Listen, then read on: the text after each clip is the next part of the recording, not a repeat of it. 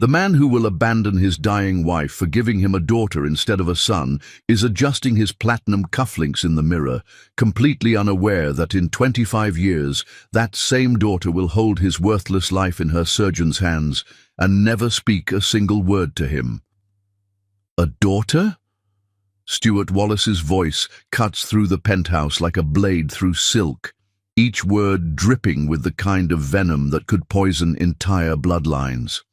After everything I've invested in this pregnancy, everything I've planned for the Wallace legacy, you're carrying a useless daughter. Elaine Keary, 24 and 7 months pregnant, feels her knees buckle as she watches the man she once thought was her fairy tale prince transform into the monster that will haunt her nightmares for decades to come. The ultrasound photos slip from her trembling fingers, floating to the marble floor like autumn leaves. Each image of their healthy baby girl, now evidence of her greatest failure in his eyes. "Stuart, please," she whispers, her ballet-trained voice cracking under the weight of his disappointment.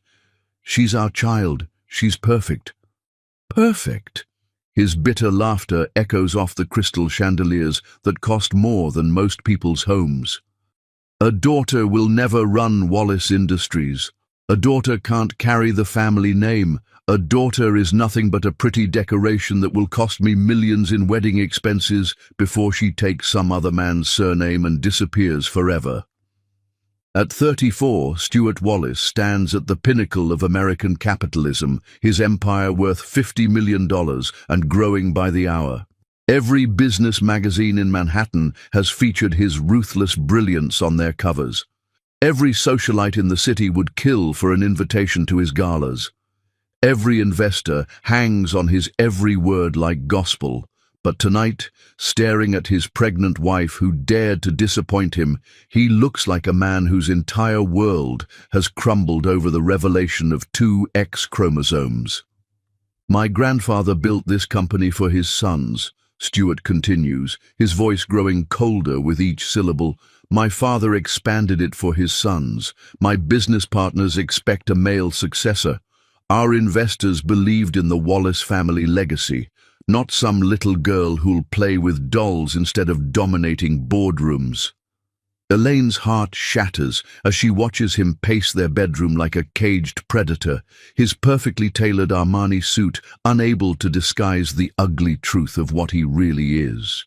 This is the same man who once knelt in the spotlight of Lincoln Center after her performance as the Sugar Plum Fairy, declaring his love before thousands of witnesses.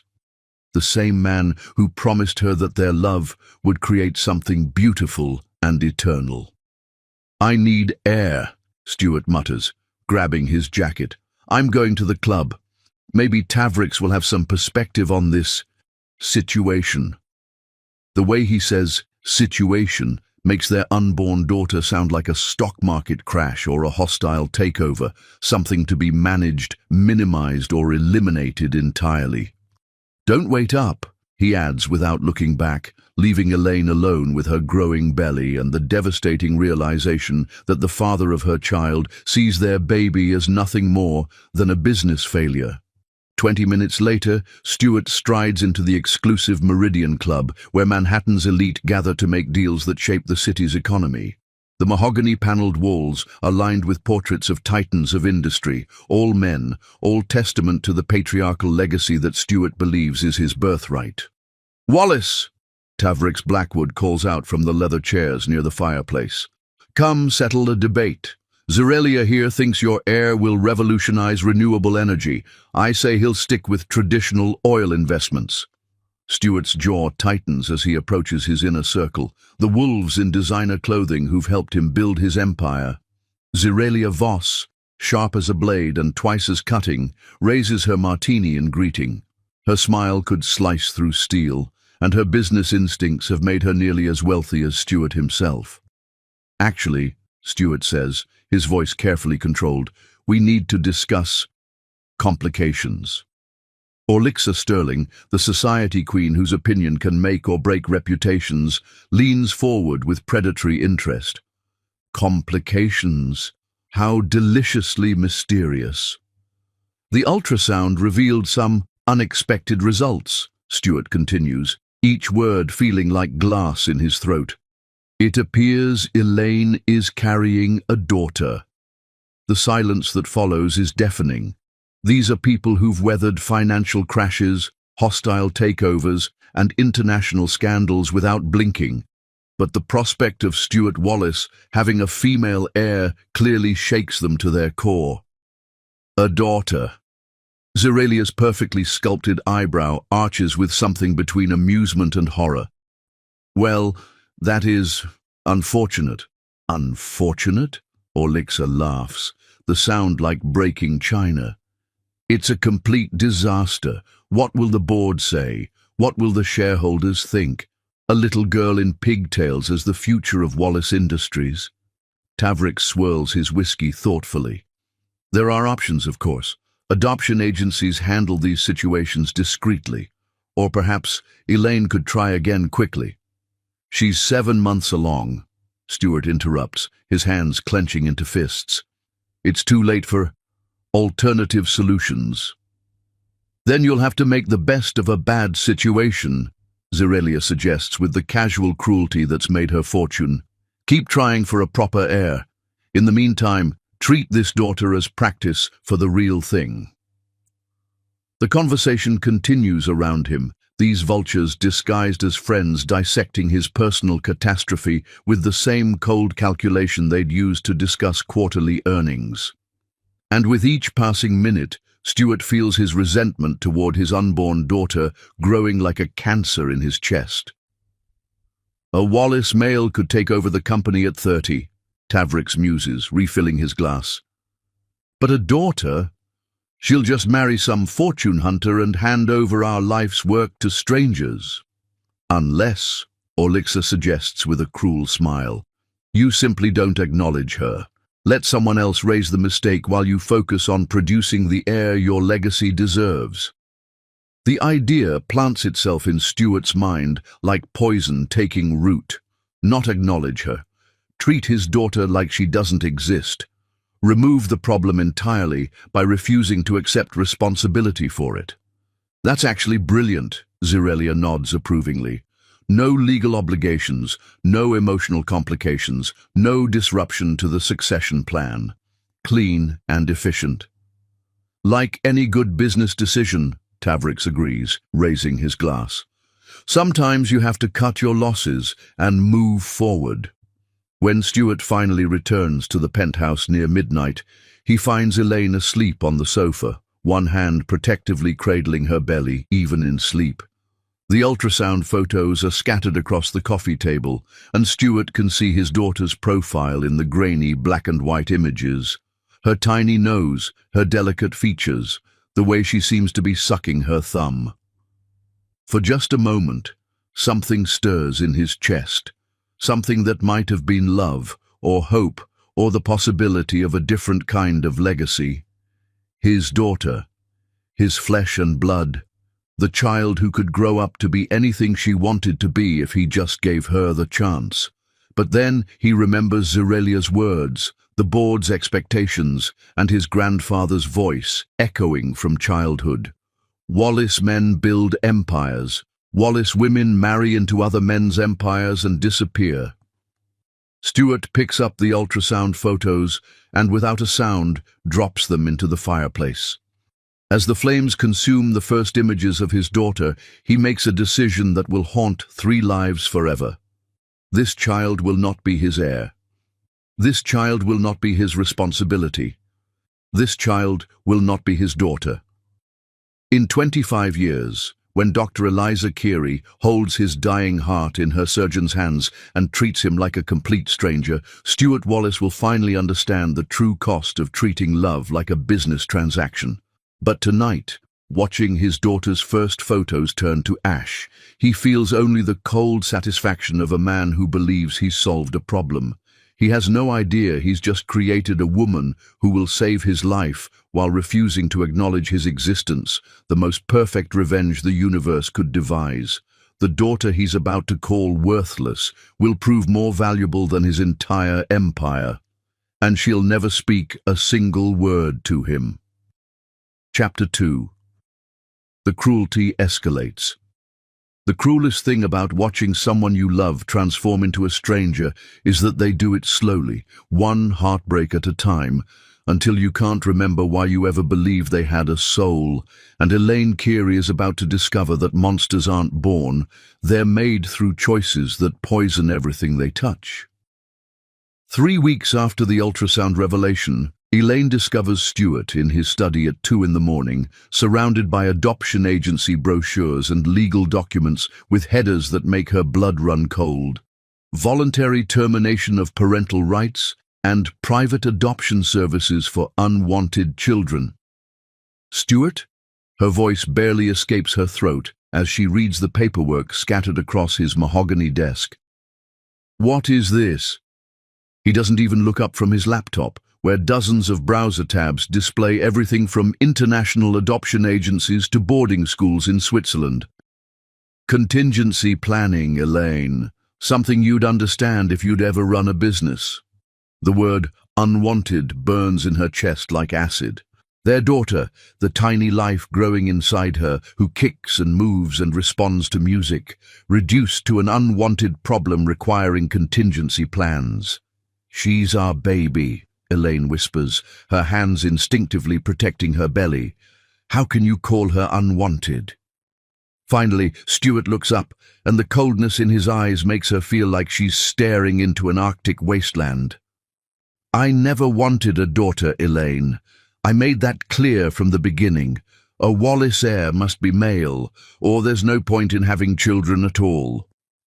The casual brutality of his words hits her like a physical blow. This is the same man who once told her that their love would create miracles. Now he's researching how to dispose of the miracle currently growing in her womb. You're talking about giving away our child, she says, each word a struggle against the sobs threatening to escape. Our flesh and blood. I'm talking about practical solutions to an impractical situation. Stuart's voice carries the same tone he uses in board meetings when discussing failed investments. The Ashworth Agency handles discreet placements for families like ours, wealthy couples who desperately want daughters.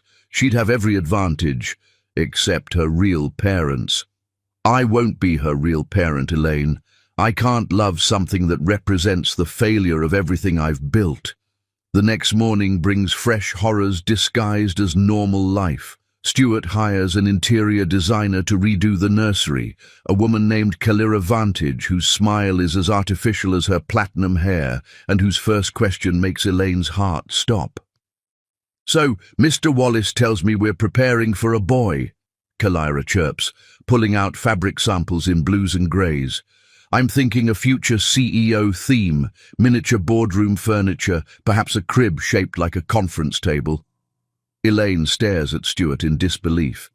You told her we're having a son. I told her we're decorating for my heir, Stuart replies smoothly. The rest is semantics. As Kalira chatters about executive baby themes and displays paint samples that scream masculine power, Elaine realizes that Stuart isn't just rejecting their daughter. He's erasing her from existence before she's even born. In his mind, she simply doesn't exist. The cruelty escalates daily. Stuart removes all the maternity photos from their frames, claiming the temporary condition doesn't need to be documented. He cancels the baby shower that Elaine's ballet friends were planning, telling everyone that they're waiting until after delivery for health reasons.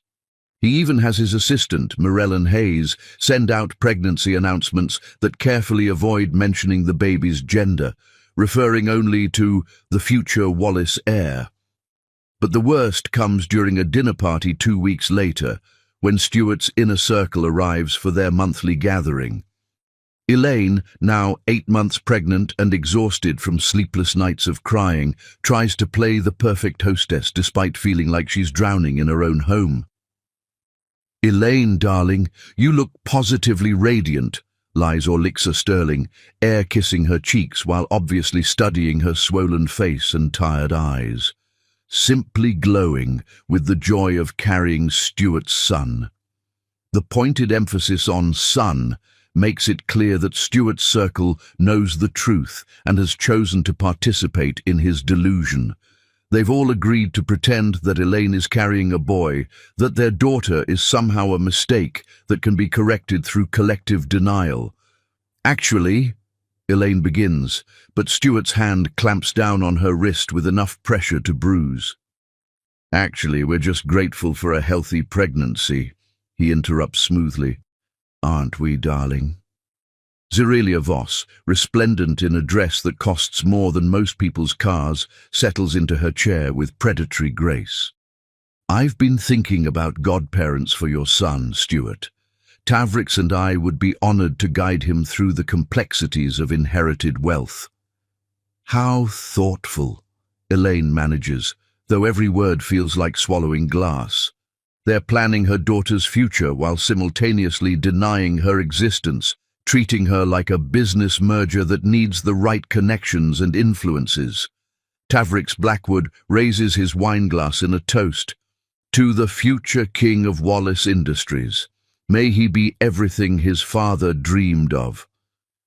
As the glasses clink around the table, Elaine feels something break inside her chest. These people are toasting her unborn daughter while openly wishing she were someone else entirely. They're celebrating a boy who doesn't exist while treating the girl who does as an embarrassing mistake. The succession planning is already in motion, Stuart announces, his voice carrying the pride of a man discussing his greatest achievement. My son will be groomed from birth to take over the company. No sentiment, no weakness, just pure business instinct. What if the child shows artistic tendencies like her mother? Asks Lunethra Ashford, Elaine's former ballet partner who has remained loyal despite Stuart's obvious disapproval of their friendship. The silence that follows is deafening. Lunethra's use of her instead of him creates a tension so thick it could be cut with a knife. My heir, Stuart says coldly, emphasizing each word, will be trained in business, not frivolous pursuits. Art is a hobby for people who can't handle real responsibility. The insult hits Elaine like a slap. Her ballet career, her artistic soul, everything that made her who she was before Stuart, dismissed as frivolous and irresponsible. If you'll excuse me, Elaine whispers, pushing back from the table. I need some air. She flees to the balcony, where the city lights blur through her tears. Below, Manhattan sparkles like scattered diamonds, but all she can see is the cold, glittering future Stuart is planning for their family, a future where their daughter has no place. There you are. Lunethra appears beside her, concern written across her delicate features. I saw you leave the table. Are you all right? They're planning to erase her, Lunethra, Elaine whispers, her voice breaking. They talk about the heir and the son, like my daughter is just a placeholder until the real child arrives. Lunethra wraps her arms around her friend, feeling the tremors that shake Elaine's entire body. Have you thought about leaving? You have options, Elaine. You don't have to stay here and endure this. Leave with what? He controls everything, the bank accounts, the properties, even my career contracts. He made sure of that when we married.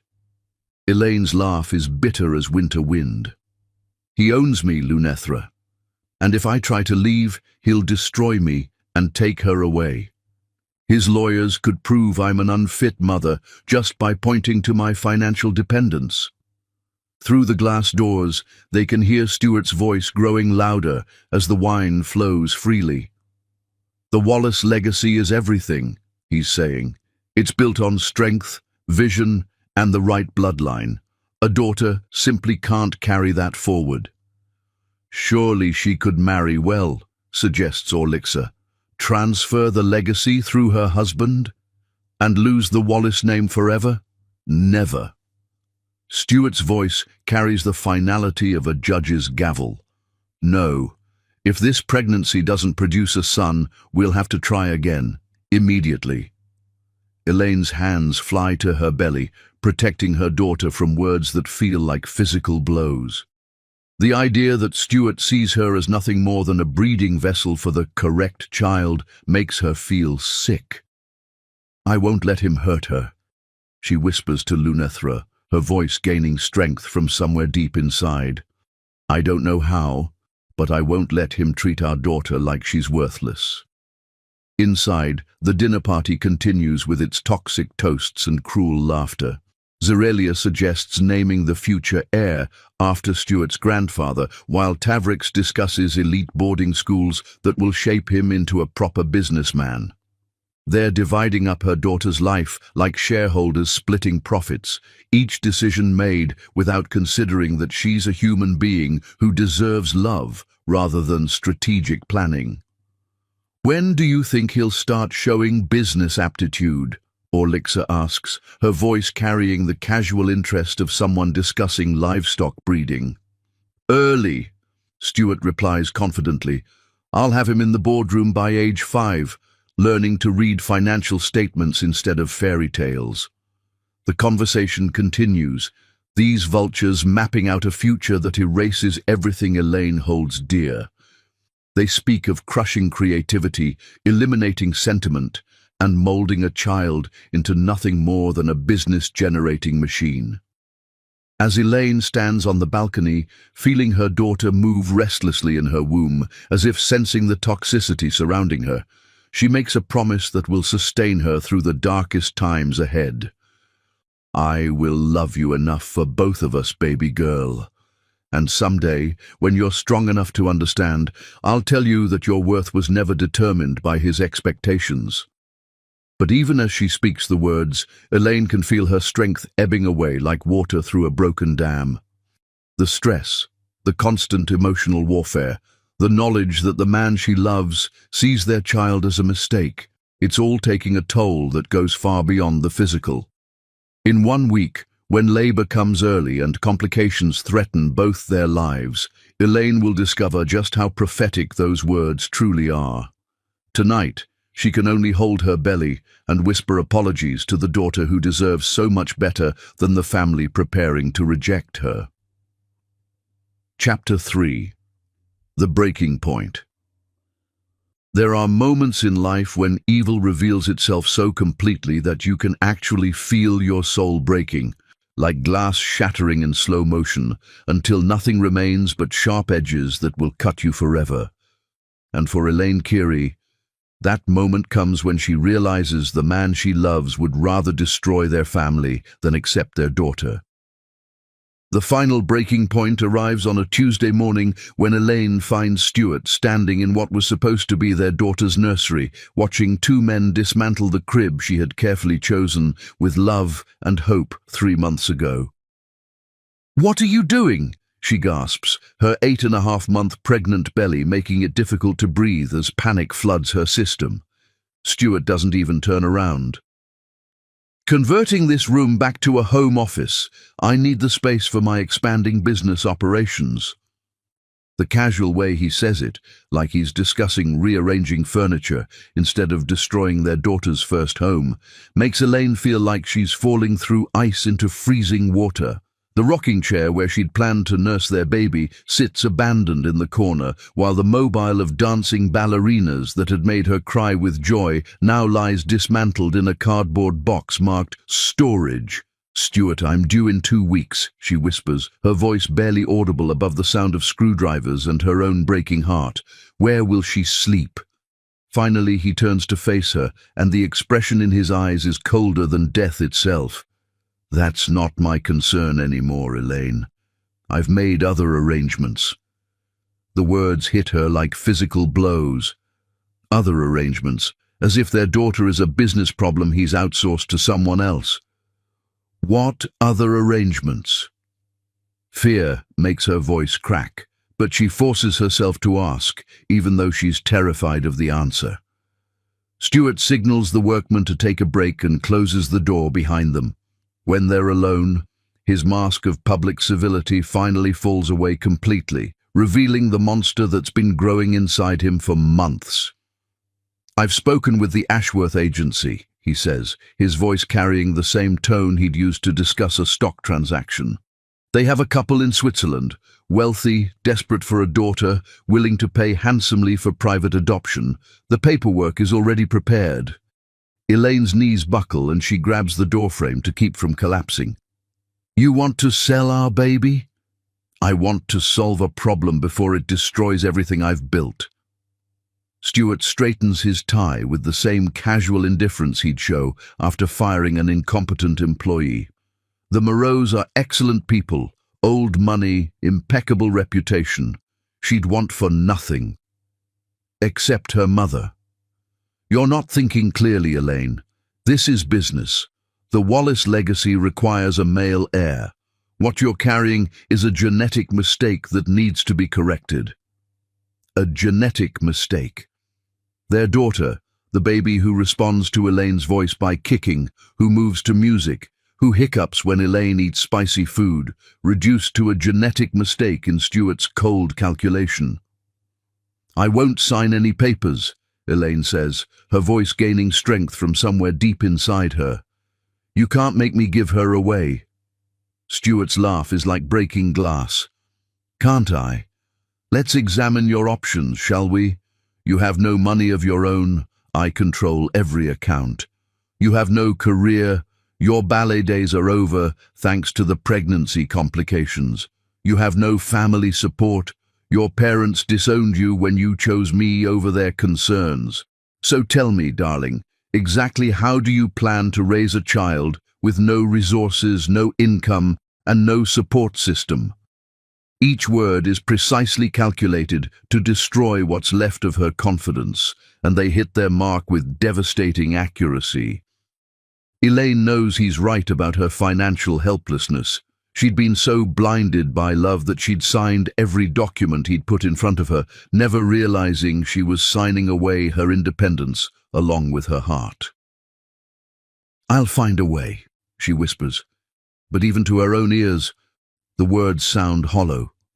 Will you? Because I've also prepared alternative documentation. Stuart reaches into his suit jacket and pulls out a manila folder.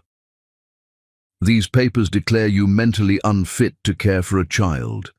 Dr. Velina Astoria at Celestial Heart Hospital has already agreed to testify about your emotional instability during prenatal visits. Apparently, all that crying and anxiety could be interpreted as severe postpartum depression requiring immediate intervention. The betrayal cuts deeper than any knife. Dr. Astoria, the woman Elaine had trusted with her fears and tears, willing to twist their confidential conversations into weapons against her. She wouldn't, she would. For enough money, anyone will say anything. Stuart's smile is pure predator. So you see, darling, your choices are simple. Sign the adoption papers voluntarily, or lose her anyway when the court declares you unfit and awards custody to someone more suitable. Elaine feels the room spinning around her, the walls closing in like a trap. This man she'd loved, who she'd given everything to, has spent months methodically destroying every avenue of escape, every possibility of keeping their daughter. He's not just rejecting their child, he's orchestrating the complete annihilation of their family.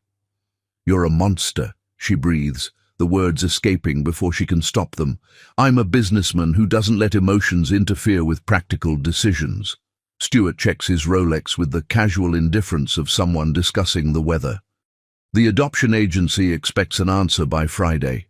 I suggest you use the time to make peace with reality. That afternoon, Zerelia Voss arrives with fabric samples and color swatches, ostensibly to help finalize the nursery design. But Elaine quickly realizes this is Stuart's final psychological assault, forcing her to participate in decorating a room for the son he wants, instead of accepting the daughter she's carrying. I'm thinking a sophisticated masculine palette, Zerelia announces, spreading navy and gold samples across the dismantled crib. Something that says future CEO rather than adorable baby. After all, we're preparing for the Wallace heir, not some ordinary child. The emphasis on heir is like acid poured into an open wound. Elaine watches this woman, who has never carried a child, never felt the miracle of life growing inside her, casually redesigning the space that was supposed to welcome their daughter into the world. These navy curtains would be perfect, Zeralia continues, holding up fabric that looks more appropriate for a corporate boardroom than a nursery, and perhaps a crib in dark mahogany, something masculine and powerful. Elaine can't take it anymore. The months of psychological torture, the systematic destruction of her dreams, the casual erasure of her daughter's existence, it all crashes down on her at once. "Actually," she says quietly, her voice gaining strength from desperation, "we're having a daughter." The silence that follows is deafening. Zeralia's perfectly sculpted eyebrow arches with something between surprise and disgust, while Stuart's face goes completely white with rage. "Elaine," he warns, his voice low and dangerous. "A beautiful, healthy daughter," Elaine continues, past caring about consequences. "She moves to music. She responds to my voice. She's going to be amazing." Zeralia sets down the fabric samples with the careful precision of someone handling explosives. "How unexpected. Well, I suppose we could adapt the design for a temporary occupant. Temporary occupant. As if their daughter is a house guest who'll be leaving shortly, rather than Stuart's child who should be welcomed with joy." "She's not temporary," Elaine says, her voice rising. "She's permanent. She's ours. She's wanted and loved, and she's a mistake," Stuart explodes, his carefully maintained composure finally shattering. "A useless, expensive mistake that will cost me everything I've worked for. The board expects a male heir. My investors expect continuity. You've failed at the one job you had, giving me a son." The words hang in the air like poison gas, contaminating everything they touch. Zeralia looks between them with the fascinated horror of someone watching a car crash, while Elaine feels something fundamental breaking inside her chest. "Get out," Elaine whispers, her hands protectively covering her belly. "Both of you, get out of my daughter's room." Stuart's face contorts with fury. "Your daughter! This is my house, my money, my decision. You have no rights here. I have the right to protect my child from monsters who see her as a business failure." The stress, the months of emotional abuse, the devastating realization that the man she loves would rather destroy their family than accept their daughter, it all crashes down on Elaine at once. Sharp pain explodes across her abdomen, doubling her over with an intensity that steals her breath. "Oh God," she gasps, feeling wetness spreading down her legs. The baby, something's wrong. But Stuart doesn't move to help her. Instead, he checks his watch again and turns to Zeralia with cold calculation. "Call the adoption agency," he says, as Elaine collapses to her knees in agony. "Tell them we'll need an immediate placement." "Stuart!" Elaine screams as another contraction rips through her body. "Help me! The baby's coming!" "The problem is solving itself," he replies, with the emotional detachment of a man discussing a minor business setback. "Zeralia, also call my lawyer. I want those mental incompetency papers ready to file." As contractions tear through her body 3 weeks early, Elaine realizes with crystal clarity that she's not just fighting for her daughter's life. She's fighting against a man who has become so consumed by his own twisted vision of legacy that he's willing to sacrifice everything human and decent to achieve it. Through the pain, she hears Lunethra's voice calling her name, having arrived for their planned lunch and found the door unlocked. Thank God for true friends who don't abandon you when you need them most. "Elaine, what happened? We need to get you to the hospital." As Lunethra helps her toward the elevator, Elaine catches one last glimpse of Stuart standing in the destroyed nursery, discussing adoption timelines with Zeralia as if his wife and child aren't fighting for their lives 20 feet away. The man who should be rushing her to the hospital is planning how to dispose of their child before she's even born. In the ambulance, as contractions threaten to tear her apart, Elaine makes a promise that will sustain her through everything that's coming. "Hold on, baby girl. Mommy's going to protect you from the monster who should have been your father." But she has no idea that in a few hours, Stuart Wallace will prove that there are depths of cruelty she hasn't even imagined yet. The breaking point has become the beginning of labor, of abandonment, and of a love story between mother and daughter that will prove stronger than any man's rejection. Chapter 4. The Abandonment. The difference between a man and a monster is what he does when the woman he claims to love is dying in front of him, and Stuart Wallace is about to prove which one he truly is, creating a wound so deep that his daughter will choose silence over acknowledgement for the rest of his life. "Push, Elaine! I can see the head!" Dr. Marcus Chen shouts over the chaos of machines beeping frantically and nurses rushing around the delivery room at Celestial Heart Hospital. "Your daughter is almost here!" Elaine screams as another contraction tears through her body, her strength nearly depleted after 12 hours of emergency labor. Blood soaks the sheets beneath her as complications mount. Her blood pressure is dangerously low, her heart rate erratic, and the baby is showing signs of distress from the premature birth. "Where's Stuart?" she gasps, between contractions, her eyes frantically searching the delivery room. "He should be here. He promised he'd be here." Nurse Vailina Astoria exchanges a meaningful look with Dr. Hayes. They both know that Stuart Wallace has been pacing the hallway for hours, not out of concern for his wife and child, but because he's terrified of what he might have to face. Every time they've asked him to come in and support Elaine, he's found another excuse to avoid the moment of truth. Mr. Wallace is handling some business calls. Vailina lies gently, unwilling to tell a woman in labor that her husband cares more about stock prices than her survival. "Let's focus on getting your baby here safely." Another push, another scream that echoes off the sterile walls, and suddenly the room fills with the most beautiful sound in the world. A baby's first cry, tiny, fierce, and absolutely perfect. "She's here," Dr. Hayes announces, lifting the smallest, most miraculous human being Elaine has ever seen. A beautiful baby girl. Through her exhaustion and pain, Elaine feels her heart explode with a love so powerful it defies description. Her daughter, red-faced and screaming, covered in the evidence of their shared struggle, but absolutely perfect in every way that matters. "Let me see her," Elaine whispers, reaching out with trembling arms. "Let me hold my baby girl." But even as Vailina places the tiny bundle in her arms, Dr. Chen's expression grows grave. "Elaine, you're bleeding heavily. We need to take care of you immediately." The world starts spinning as Elaine's blood pressure plummets. Her vision blurs, her grip on consciousness loosening, but she forces herself to focus on her daughter's face, memorizing every tiny feature in case these are their only moments together. "She's beautiful," she whispers, pressing a kiss to the baby's downy head. "My little fighter, my precious girl."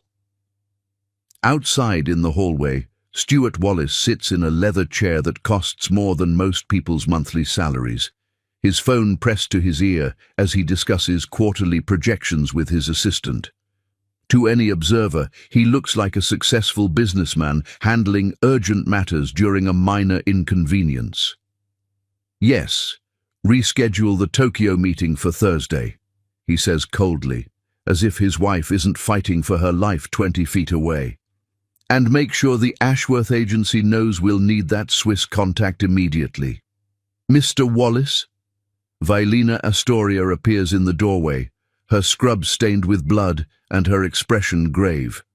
"Your wife has given birth to your daughter. They both need you right now." Stuart's jaw tightens as he ends the call. The moment he's been dreading has finally arrived. The moment when he'll have to look at the child who represents everything he never wanted. "Is it definitely a girl?" he asks, his voice devoid of any emotion that might be mistaken for parental concern. She's a beautiful, healthy baby girl, Violina confirms, unable to hide her confusion at his strange question. And your wife is in critical condition. The bleeding... How critical? Stuart interrupts, his business mind immediately calculating the implications. Life-threatening. She needs emergency surgery, and she's been asking for you constantly. Stuart stands slowly, adjusting his cufflinks with the same mechanical precision he uses for every other mundane task. For a moment, Violina thinks she sees something human flicker in his eyes, a spark of the man who once claimed to love Elaine enough to move mountains for her. But then his expression hardens into cold marble, and she realizes she was wrong. There's nothing human left in Stuart Wallace. "Show me the baby first," he says, his voice carrying the tone of a man inspecting merchandise rather than meeting his daughter. Violina leads him into the delivery room where Dr. Hayes is working frantically to stabilize Elaine. The scene is controlled chaos. Machines beeping warnings, nurses rushing with bags of blood for transfusion, and in the middle of it all, a tiny bassinet holding the smallest person Stuart has ever seen. His daughter. She's sleeping now, exhausted from her journey into the world, her tiny fists curled next to her face like she's already ready to fight whatever challenges life might bring. Even at just hours old, she has Elaine's delicate features and Stuart's stubborn chin. She's perfect in every way except the one that matters to him. She's female. "Mr. Wallace," Dr. Chen calls out urgently, "we need to get your wife to surgery immediately. Say goodbye quickly." Stuart looks down at Elaine, who, despite her critical condition, is watching him with eyes full of desperate hope. She still believes that seeing their daughter will transform him, that love will conquer his obsession with legacy and control. "Stuart," she whispers, her voice barely audible above the medical chaos, "isn't she beautiful? Our little girl is so perfect." For one moment, one single crystalline moment, Stuart Wallace stares into the face of the woman who gave up everything for him and the child who could have been his greatest joy. The choice stretches before him like a crossroads. He can choose love over legacy, humanity over pride, family over the cold pursuit of power. He can choose to be a father instead of a monster. Instead, he steps back from Elaine's bedside with the mechanical precision of a man shutting down a failed business operation. "What's her name?" Dr. Chen asks, preparing the birth certificate paperwork. "For the official records?" Stuart's expression doesn't change as he delivers the words that will haunt 3 lives forever. "I don't have a daughter." The room goes silent, except for the beeping machines and Elaine's sharp intake of breath that sounds like her soul breaking. "Stuart, please," she gasps, her voice breaking with desperation. "Don't do this. She needs her father." "A Wallace heir must be male," Stuart says with the coldness of winter itself. "Since this child doesn't meet that requirement, she's not my responsibility." He turns and walks toward the door, each step echoing like gunshots in the deadly quiet room.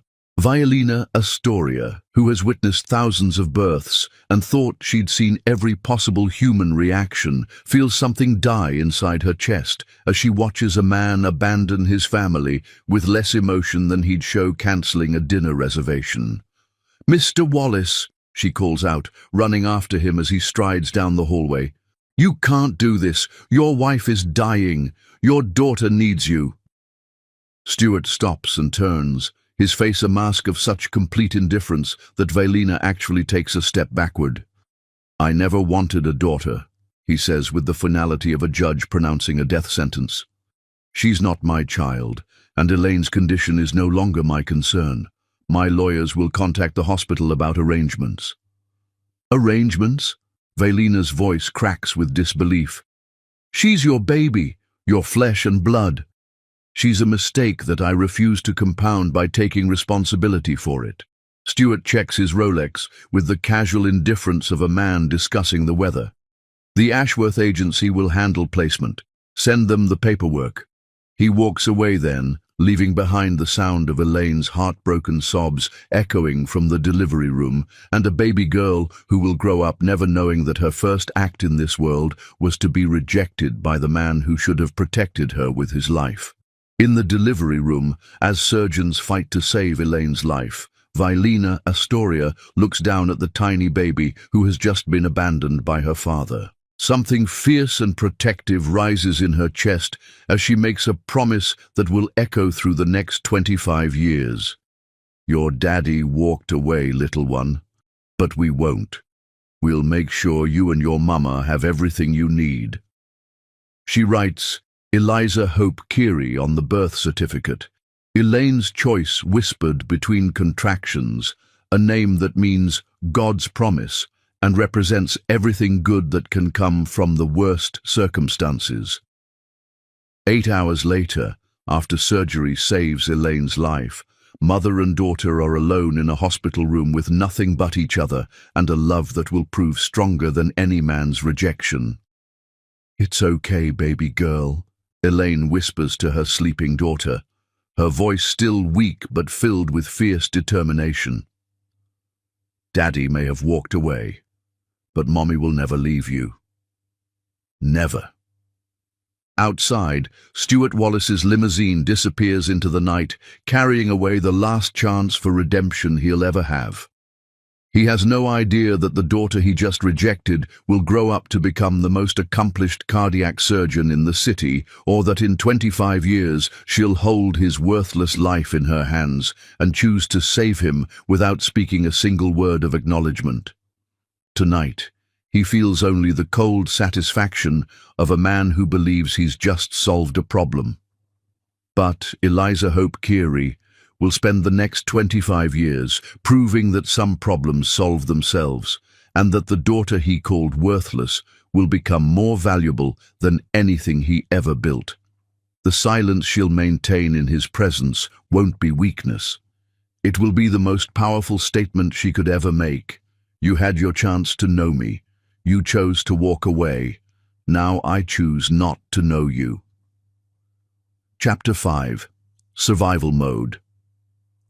The most beautiful thing about humans is our ability to transform devastation into determination, heartbreak into hope, and the worst betrayal imaginable into the fiercest love the world has ever known. And Elaine Keary is about to prove that mothers are capable of miracles that would make angels weep with admiration. 4 days after giving birth, Elaine sits in the discharge area of Celestial Heart Hospital, holding her daughter, now officially named Eliza Hope Keary, while staring at a bill that exceeds most people's annual salaries. Her recovery has been complicated by infection and blood loss, but the hospital needs the bed, and her insurance, which Stuart cancelled the moment he walked out, won't cover another day.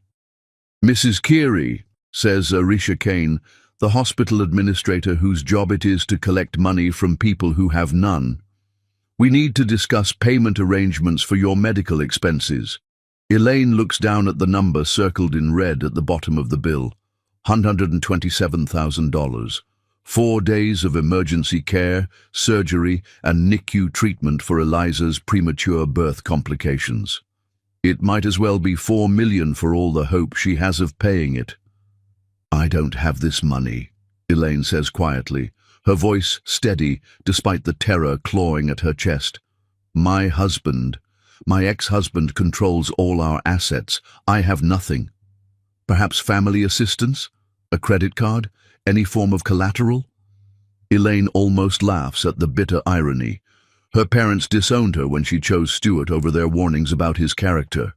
Her ballet career is over thanks to complications from the pregnancy. Her bank accounts show a balance of $47.83. Everything she had left after Stuart's lawyers froze her access to their joint accounts. "I'll find a way to pay," she promises, knowing it's a lie, but needing to say something that might buy her time. "I just need a payment plan." Arisha's expression softens slightly as she looks at this young woman who survived abandonment and near death to protect her baby. "We can arrange monthly payments, but Mrs. Keary, I have to be honest. With no income and no assets, You're looking at a lifetime of debt. A lifetime of debt. The words echo in Elaine's mind as she signs papers that will haunt her for decades, officially accepting responsibility for bills that would cripple most families. But as she feels Eliza's tiny hand wrap around her finger, she knows she'd sign 1,000 such documents to keep her daughter safe. The next few hours bring a series of realizations that feel like falling down an endless well. The penthouse apartment, Stuart's name only, the car, leased through his company, her credit cards, cancelled, her phone, disconnected. Even her clothes and jewelry are considered gifts that can be reclaimed by his legal team. "Where will you go?" asks Lunethra Ashford, who arrives to find Elaine sitting on a hospital bench with nothing but a diaper bag and the clothes she wore during labor 4 days ago. "I don't know," Elaine admits, the enormity of her situation finally hitting her. "I literally have nowhere to go and nothing to my name except her." Lunethra doesn't hesitate. "You're coming home with me. Your apartment is barely big enough for 1 person. Then we'll make it big enough for 3. Lunethra's voice carries the fierce loyalty that only true friendship can produce. "We're dancers, Elaine. We know how to make something beautiful out of nothing." Lunethra's studio apartment in the village is everything the penthouse wasn't: tiny, cramped, and absolutely filled with love. They set up Eliza's bassinet in the corner next to the window, where morning light streams in like hope made visible. For the first time in months, Elaine feels safe. But safety doesn't pay bills or buy baby formula. Within a week, Elaine begins the most humbling journey of her life. Her first job is cleaning office buildings at night, work she can do while Eliza sleeps in a carrier strapped to her chest. She earns $8.50 an hour and comes home each morning covered in dust and exhaustion, but with enough money to buy diapers and formula for another day. "You don't have to do this," Lunethra says, watching Elaine prepare for another night of scrubbing floors and emptying trash cans. "I can support us for a while longer." "I won't be a burden," Elaine replies, adjusting the baby carrier that's become like a second skin. "And I won't raise her to believe that others should solve our problems." The second job comes a month later, waitressing at an all-night diner near the hospital. The tips are better, but the work is harder, and some customers treat her like she's invisible. She learns to smile while men dismiss her as just a waitress, and women judge her for working with a baby strapped to her back. "Honey, you can't bring that baby in here every night," warns Nairo Van Cross, the night manager whose perpetual scowl makes him look like he's personally offended by joy itself. "This is a restaurant, not a daycare." "She doesn't make noise," Elaine pleads, knowing this job is the difference between survival and catastrophe. "She sleeps through my whole shift. Please, I need this work." Nairovan looks at this young woman who's clearly doing everything possible to provide for her child, and something almost human flickers in his expression. "One complaint from a customer, and you're both out. Understood?" "Understood." The third job comes when Eliza is 6 months old, and Elaine realizes that even working 18 hours a day isn't enough to cover rent, utilities, medical bills, and basic necessities. She begins tutoring ballet to children in Central Park on weekends, teaching grace and beauty to kids whose parents can afford lessons while her own daughter watches from a blanket nearby. "Mommy dances like an angel," whispers one little girl to her mother after Elaine demonstrates a perfect grand jeté despite not having proper ballet shoes anymore. "She's very talented," the mother agrees. "I wonder why she's teaching in the park instead of a real studio." Elaine pretends not to hear the conversation, but later, as she counts the $40 earned from 3 hours of teaching, she feels something break and rebuild inside her chest. She may not have Stuart's money or society's respect, but she has something infinitely more valuable: the absolute love of her daughter and the growing certainty that she's raising a child who will know the value of hard work and genuine accomplishment. The hardest moment comes when Eliza is 8 months old and develops a respiratory infection that requires hospitalization. Elaine sits in the same emergency room where she gave birth, holding her feverish daughter while facing another impossible medical bill.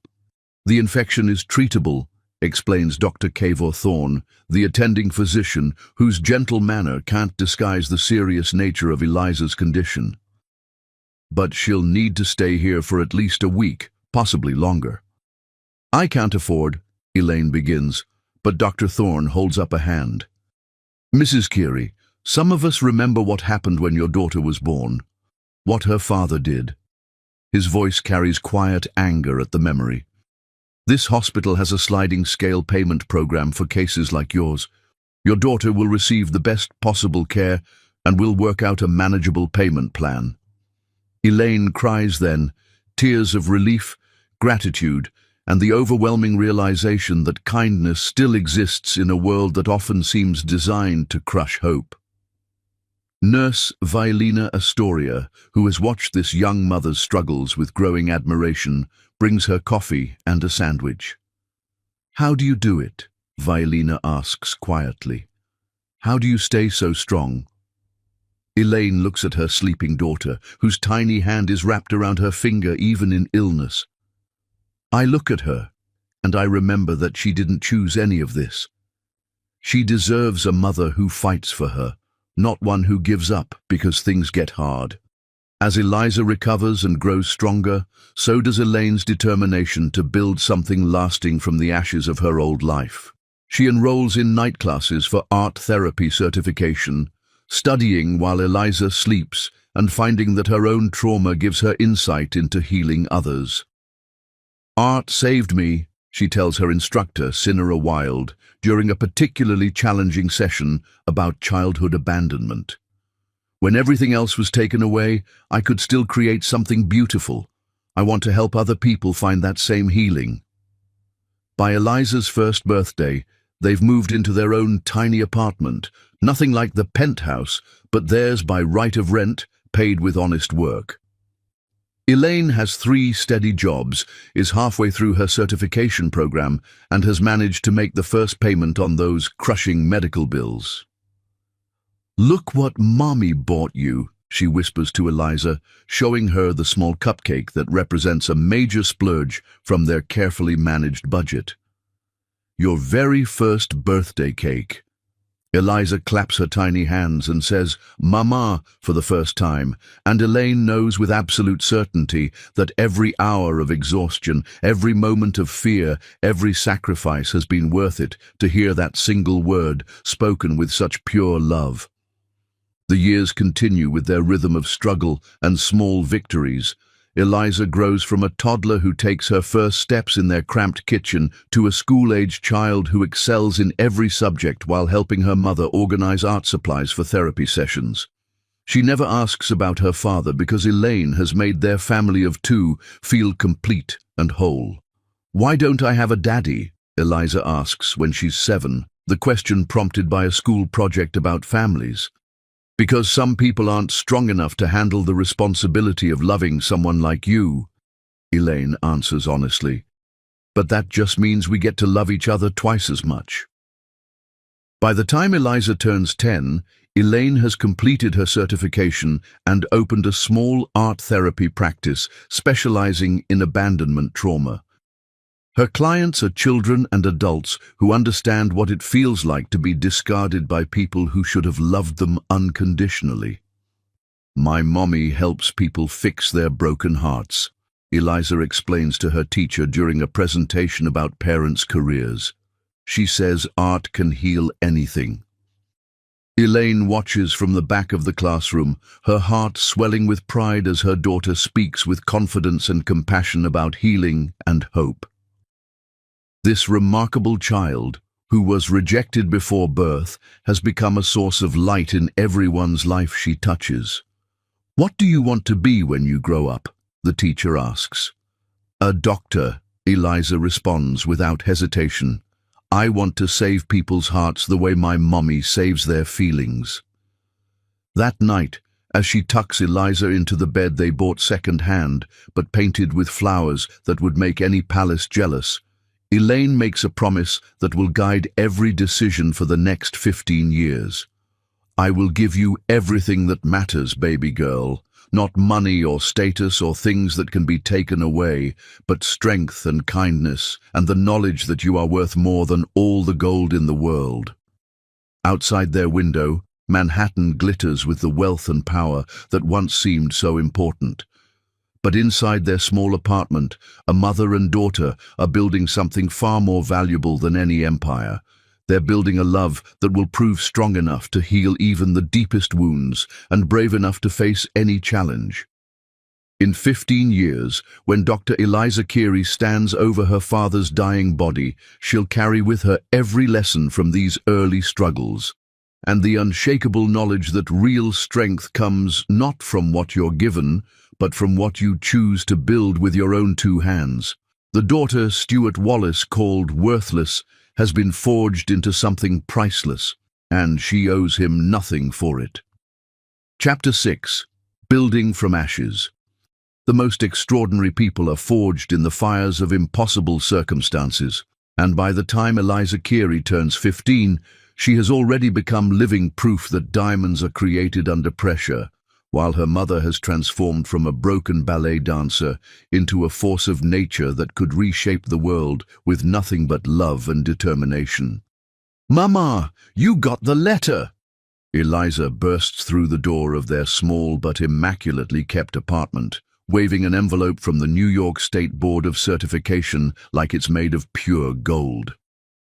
Elaine looks up from the easel where she's been working on a painting for her latest art therapy client, an 8-year-old boy whose father walked out, leaving behind wounds that only creative expression seems able to heal.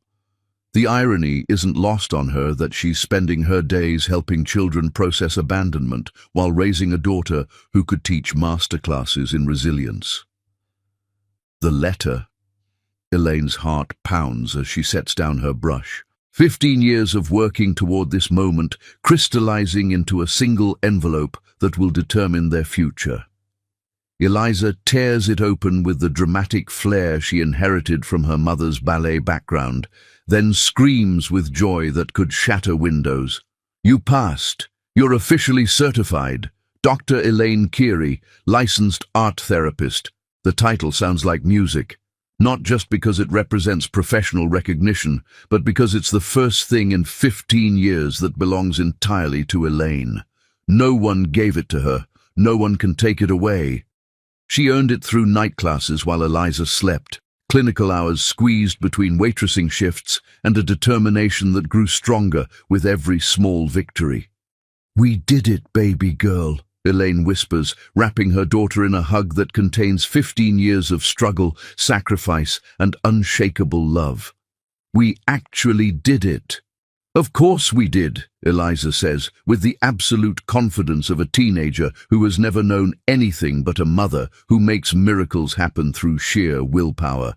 "You're the strongest person in the world, Mama. I never doubted we'd get here." That evening, they celebrate with Chinese takeout from their favorite restaurant, the same place where Elaine worked as a delivery driver during Eliza's middle school years. The owner, Mrs. Chen, insisted on giving them the food free when she heard about Elaine's certification. "You good mother," Mrs. Chen had said, pressing the containers into Elaine's hands despite her protests. "You work so hard. Make beautiful daughter. You deserve celebration." As they eat lo mein with plastic forks in their tiny kitchen, Elaine marvels at how rich their life feels despite having so little in material terms.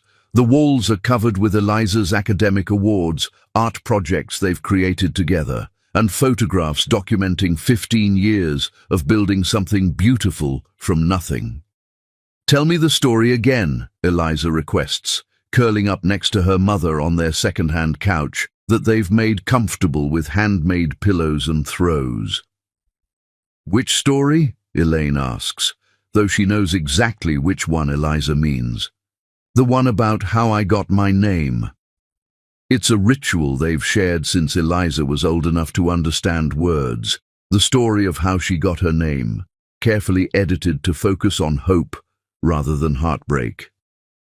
"I named you Eliza Hope," Elaine begins, her voice taking on the cadence of a fairy tale. "Because even when everything seemed impossible, even when I was scared and alone, I looked at your beautiful face and knew that as long as you were with me, there would always be hope." What she doesn't say, what Eliza is still too young to hear, is that she chose the name Eliza because it sounds nothing like Elizabeth, nothing like Elaine, nothing that would remind anyone of the abandoned wife and daughter of Stuart Wallace. She created a new identity for both of them, leaving behind the people who were disposable and becoming the people who were unbreakable. "And why don't I have a father?" Eliza asks, the question she's been asking in various forms for years. Elaine's answer has evolved as Eliza has grown, but the core truth has remained consistent. Because some people aren't strong enough to handle the responsibility of loving someone like you, but that just means we get to love each other twice as much. At 16, Eliza receives her acceptance letter to Columbia University's early admission program, along with a full scholarship that covers tuition, housing, and living expenses. The day the letter arrives, Elaine cries for 20 minutes straight, not from sadness but from overwhelming pride in this extraordinary young woman she's raised. "Pre-med," Eliza announces, her eyes shining with the same determination that has driven her mother for 16 years. "I want to be a cardiac surgeon." "That's incredibly difficult," Elaine says carefully, not wanting to discourage but needing to prepare her daughter for the challenges ahead. "The competition is fierce. The hours are brutal." "Good," Eliza interrupts with a smile that could melt steel. "I learned from watching you that the best things in life require the hardest work. Besides, I want to save lives the way you saved mine." "I didn't save your life, sweetheart. You saved mine." It's true in ways that Eliza won't fully understand for years. This daughter who was rejected before birth became the reason Elaine found strength she never knew she possessed. Every sacrifice, every 18-hour workday, every moment of doubt transformed into purpose when viewed through the lens of giving Eliza the best possible future. By the time Eliza turns 18 and leaves for medical school, Elaine has built something extraordinary from the ashes of her old life. Her art therapy practice has grown from seeing clients in community centers to having her own small office. She specializes in abandonment trauma, helping children and adults process the wounds left by people who should have loved them unconditionally. "You're going to change the world," Sinera Wilde tells her during a gallery opening featuring Elaine's therapeutic art collection, paintings created by clients working through their healing journeys. These pieces, they're not just art. They're proof that broken things can become beautiful. Elaine looks around at the gallery filled with artwork that tells stories of survival, healing, and hope. Each piece represents someone who found their way back to wholeness through creative expression, guided by a therapist who understood their pain because she'd lived it herself.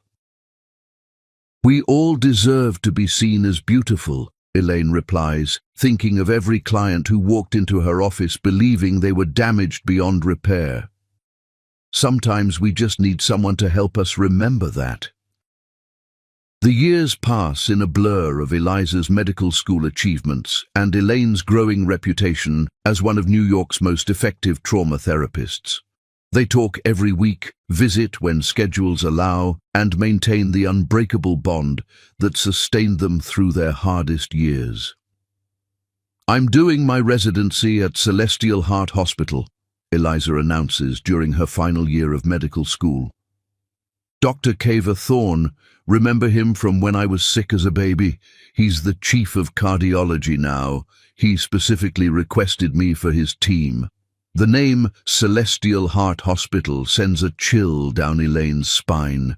It's been over 20 years since she gave birth there, since Stuart walked out and left them to build their lives from nothing.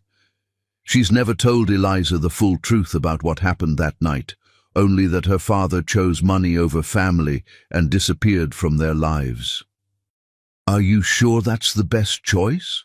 Elaine asks carefully. There are other excellent programs. Mama, it's the top cardiac surgery program in the country. Dr. Thorne says I have the potential to be one of the best surgeons of my generation. Eliza's voice carries the confidence of someone who has never doubted her ability to achieve whatever she sets her mind to. Besides, I want to work where you gave birth to me. It feels like completing a circle. At 24, Dr. Eliza Keary graduates at the top of her residency class and accepts a position as the youngest cardiac surgeon in Celestial Heart Hospital's history. The little girl who was rejected before birth has become the kind of doctor that millionaires would pay fortunes to have operate on them. "I'm so proud of you," Elaine whispers at Eliza's graduation, looking at this brilliant young woman who carries herself with quiet confidence and treats every patient like they're the most important person in the world. "I learned everything from you," Eliza replies, adjusting her white coat with the same grace her mother once showed adjusting ballet costumes. "Strength, compassion, determination. You taught me that love is the most powerful force in the universe." As they stand together in the hospital where their journey began 24 years ago, neither of them knows that fate is already writing the next chapter of their story. Somewhere in the city, Stuart Wallace, now 59, bankrupt and forgotten by the society that once worshipped him, is feeling the first signs of the stroke that will bring him to this very hospital. The man who abandoned his daughter for being worthless is about to discover that she has become invaluable in the only way that truly matters. She has the power to save lives, including the life of the father who never believed she was worth saving. "What's next?" Eliza asks, linking her arm through her mother's as they walk out of the hospital together. "Whatever we want," Elaine replies with the quiet confidence of someone who has already survived the worst life could throw at her. "The world is ours now, baby girl." She has no idea how prophetic those words will prove to be in just 1 year, when her daughter will literally hold the power of life and death over the man who tried to erase them both from existence. The circle is about to close in ways that will test everything they've built together, but it will also prove that some bonds are stronger than betrayal. Some love is more powerful than pride, and some people are destined to rise above every attempt to keep them down. At 25, Dr. Eliza Keary stands at the pinnacle of her profession, ready to face whatever challenges await. She's brilliant, compassionate, and absolutely unbreakable. Everything her father claimed a daughter could never be. And when the moment comes to choose between revenge and redemption, she'll prove that the daughter he called worthless possesses more grace than he ever imagined possible. But that grace will come with a price. She'll save his life while refusing to acknowledge his existence. The most perfect silence ever maintained. The most devastating kindness ever shown. The daughter who will never speak to the father who never deserved her. Chapter 7. The Fall of Kings. The most perfect revenge isn't something you plan. It's something the universe delivers with poetic justice so exquisite that you could never have imagined it yourself. And Stuart Wallace is about to discover that karma has been patiently waiting 25 years to collect what he owes. "Sir, your blood pressure is dangerously elevated, and you're showing signs of severe dehydration," the paramedic explains to the grey-haired man slumped in the back of the ambulance, his once powerful frame now frail and trembling. "When did you last see a doctor?" Stuart Wallace, now 59 and bearing little resemblance to the arrogant millionaire who once ruled Manhattan's financial district, tries to focus through the pounding in his skull that feels like hammers against his brain.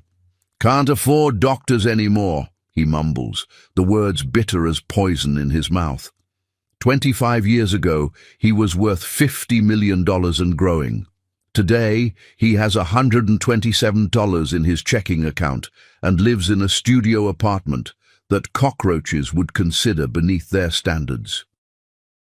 The fall from grace wasn't sudden. It was methodical, surgical, and executed by the very people he'd once considered his closest allies.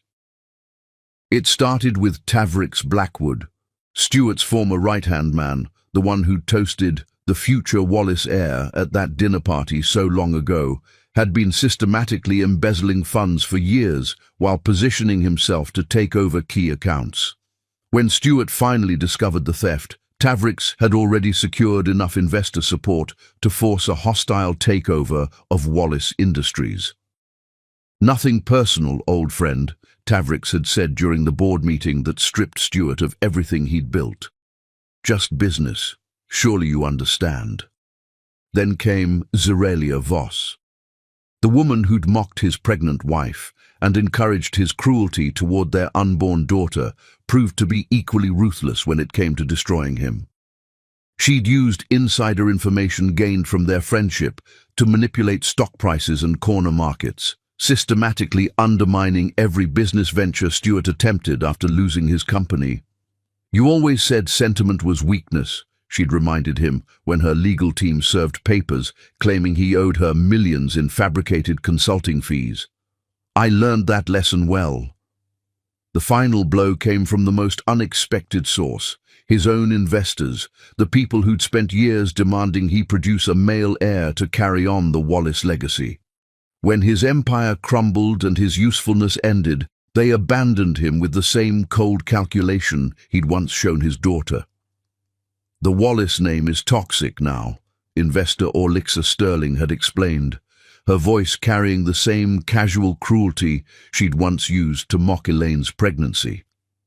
"We're restructuring under new leadership. Your services are no longer required." In 5 years, Stuart lost everything: his company, his fortune, his penthouse, his reputation, and every single person who'd claimed to be his friend or ally. The man who'd believed that money and power were the only things that mattered discovered that both could disappear overnight, leaving behind nothing but the echo of choices that couldn't be undone. "We're approaching Celestial Heart Hospital," the paramedic announces, checking Stuart's vital signs with growing concern. "Sir, do you have any emergency contacts? Family members we should notify?" Stuart's bitter laugh turns into a coughing fit that sprays blood onto his shirt. Family members. The irony is so sharp it cuts. Somewhere in this city is a daughter he rejected before she was born, and a woman he abandoned while she was dying. They probably don't even remember his name, and if they do, it's only as a cautionary tale about the kind of man to avoid. "No family," he rasps, the words scraping his throat like broken glass. "No one." The ambulance pulls up to the same emergency entrance where Elaine fought for her life 25 years ago. As the paramedics wheel Stuart through the automatic doors, he catches a glimpse of the hospital directory. Dr. E. Keary, cardiac surgery, floor 7. E. Keary. The name sends a chill through him that has nothing to do with his medical condition. It's probably a coincidence. Keary isn't an uncommon name, but something about seeing it here, in this place where his old life ended and his karma began, makes his already irregular heartbeat skip entirely. "We need a cardiologist immediately," shouts the emergency room doctor as Stuart's condition deteriorates rapidly. Patient is experiencing severe chest pain, irregular heart rhythm, and shows signs of massive stroke. Nurse Vailina Astoria, now head nurse of the emergency department, rushes over to assess the new arrival. At 57, she's seen thousands of patients pass through these doors, but something about this man's face triggers a memory that makes her blood run cold. It takes her a moment to place him. 25 years and devastating financial ruin have changed him drastically. But the cruel set of his mouth and the cold emptiness in his eyes are exactly the same as the night he walked out on his dying wife and newborn daughter. "Oh my God," she whispers, her hands trembling as she reads his identification. "Stuart Wallace." "You know this patient?" asks Dr. Javalea Price, the emergency physician whose concern shifts to confusion as she notices Vailina's reaction. "I was here the night his daughter was born," Vailina says quietly, her voice heavy with 25 years of suppressed anger. "I watched him abandon his wife and baby, because the child wasn't the son he wanted. The emergency room goes silent, except for the beeping of machines and Stuart's labored breathing. Several staff members exchange glances. The story of Stuart Wallace's abandonment has become hospital legend, a cautionary tale told to new nurses about the worst kind of person they might encounter. "His daughter," Dr. Hayes says slowly. "You don't mean Dr. Eliza Keary?" "The same little girl he called worthless because she wasn't male," Vailina confirms, her professional composure barely containing her rage. "She's become one of the finest cardiac surgeons in the country, no thanks to him." As if summoned by their conversation, Dr. Caver Thorne appears in the emergency room, his expression grim as he reviews Stuart's chart. At 62, he's the most respected cardiologist in the hospital and has personally mentored dozens of young doctors, including one very special cardiac surgeon. "This patient needs immediate surgery," Dr. Thorne announces, his voice carrying the authority of someone who's spent decades saving lives. "Complex heart repair, possibly multiple procedures. We'll need our best cardiac surgeon." "Dr. Keary is on call tonight," Vailina says, unable to keep a hint of satisfaction from her voice. "Should I page her?" Dr. Thorne pauses, his eyes moving between Stuart's unconscious form and the chart that tells a story of spectacular downfall. "Dr. Eliza Keary is indeed our best surgeon. The irony is remarkable." "Sir?" asked Dr. Price, confused by the undercurrent of tension in the room. "Page Dr. Keary," Dr. Thorne decides, his voice carrying the weight of someone who believes in justice. "Tell her we have a complex cardiac case that requires her expertise. Don't mention the patient's name yet. Let her see for herself." 20 minutes later, Dr. Eliza Keary strides through the emergency room doors with the confident grace of someone who was born to save lives. At 25, she's already earned a reputation as a surgical prodigy whose hands seem guided by divine intervention when operating on the human heart. She's dressed in navy blue scrubs that make her look both professional and approachable, her dark hair pulled back in a practical ponytail, and her eyes bright with the intelligence that has made her the youngest department head in the hospital's history. Everything about her radiates competence, compassion, and the quiet strength that comes from being raised by a mother who taught her that character matters more than circumstances. "What do we have?" she asks Dr. Thorne, pulling on her gloves as she approaches the patient bed. 59-year-old male, massive cardiac event complicated by stroke symptoms, Dr. Thorne explains, watching her face carefully. "Complex case, will require multiple surgeries over several days if he's going to survive." Eliza moves to the bedside with practiced efficiency, her trained eyes assessing the patient's condition while her hands check pulse points and neurological responses. She's completely focused on the medical emergency before her, seeing only a human being who needs her skills to survive. "His heart rhythm is extremely irregular," she observes, studying the monitor readings. "We're looking at potential valve replacement, arterial bypass, possibly a pacemaker. The stroke complications add significant risk factors." "Can you save him?" Dr. Thorne asks, though he already knows the answer. If anyone can perform medical miracles, it's the young woman whose own life began as an emergency in this very hospital. "I can save him," Eliza says with quiet confidence, her hands already moving to prepare for the complex procedures ahead. "I'll need to get him to OR immediately." She pauses as she reaches for the patient chart, her eyes falling on the name written in bold letters across the top. Stuart Wallace. For a moment, the emergency room falls completely silent. Eliza stares at the name that has never been spoken aloud in her home, but has shaped every aspect of her existence.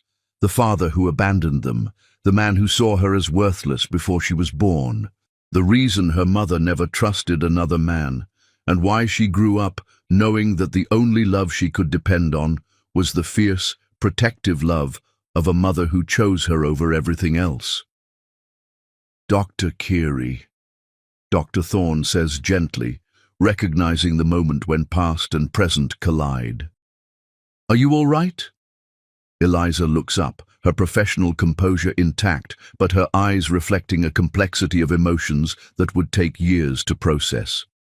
She looks at the man who rejected her before birth, now lying helpless and dependent on the skills she developed through years of determination and excellence. The daughter he never wanted has become the only person who can save his life. "Prep or 3, she says calmly, her voice steady despite the magnitude of this moment. "We have work to do." As the medical team wheels Stuart towards surgery, none of them know that upstairs in the art therapy wing, Elaine Keary is finishing her late evening session with a young patient. In 30 minutes, she'll receive a call that will bring her face to face with the man who destroyed her life and made her stronger than she ever imagined possible. The circle that began 25 years ago with abandonment and heartbreak is about to close with the most extraordinary irony imaginable. The daughter he called worthless now holds his worthless life in her surgeon's hands.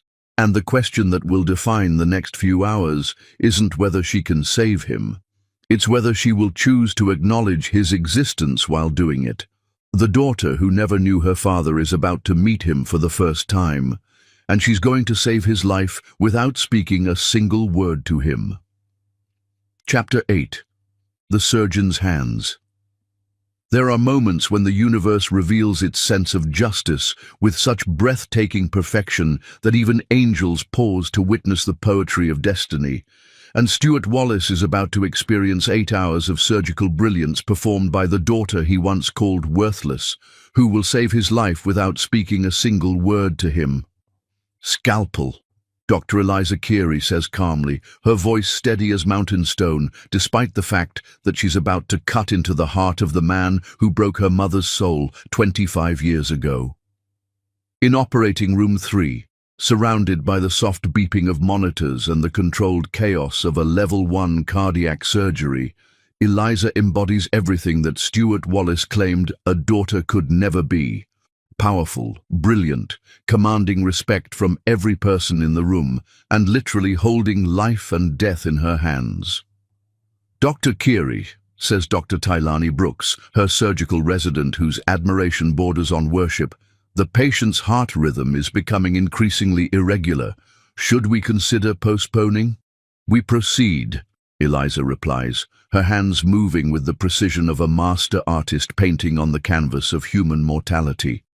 "His condition is too critical for delay. If we don't repair the damage now, he won't survive the night." The irony isn't lost on her. She's fighting to save the life of a man who would have let her die without a second thought. But that's the difference between them. Where Stuart saw weakness, Eliza was taught to see value. Where he saw worthlessness, she was raised to see a human being deserving of care. "Beginning arterial bypass," she announces to her surgical team, her voice carrying the quiet authority of someone born to heal. "Monitor his pressure closely." Through the observation window, Dr. Kavor Thorne watches with the pride of a mentor, seeing his protégé perform medical miracles. He's witnessed hundreds of surgeries in his career, but watching Eliza work on the man who abandoned her feels like watching justice itself guide a surgeon's hands.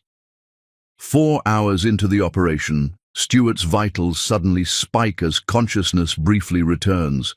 Through the haze of anesthesia, he catches a glimpse of his surgeon, a young woman with dark hair and elegant hands who moves with the grace of someone performing a sacred dance. "The valve replacement is complete," Eliza reports to her team, unaware that her patient's semi-conscious mind is struggling to process what he's seeing. "Beginning pacemaker installation." Stuart's drug-addled brain tries to make sense of the woman saving his life. There's something familiar about her profile, something that triggers memories he's spent 25 years trying to forget. The voice, young but commanding. The hands, delicate but absolutely sure. The way she moves with ballet-like precision that reminds him of someone he once loved and destroyed. "Adjust anesthesia levels," the anesthesiologist notes. Patient is showing signs of consciousness. But before Stuart slips back under, he sees her face clearly for the first time. The features that are a perfect blend of the woman he abandoned and the man he used to be before greed consumed his soul. The eyes that hold strength he never possessed and compassion he never learned.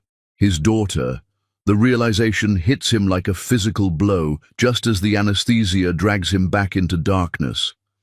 His worthless daughter, the mistake he tried to erase, has become a doctor.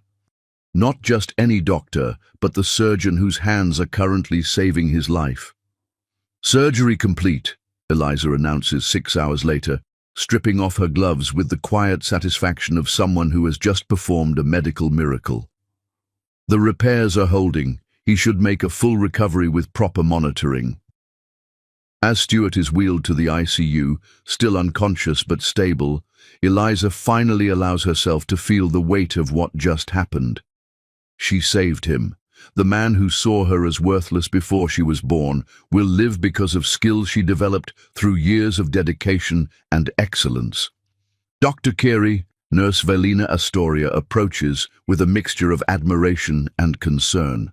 "That was incredible work. How are you handling all of this?" "Professionally," Eliza replies, though her hands are trembling slightly as she signs the post-operative reports. "He's a patient who required surgery. I'm a surgeon who performed surgery. That's all there is to it." But even as she says the words, she knows they're not entirely true. This isn't just any patient.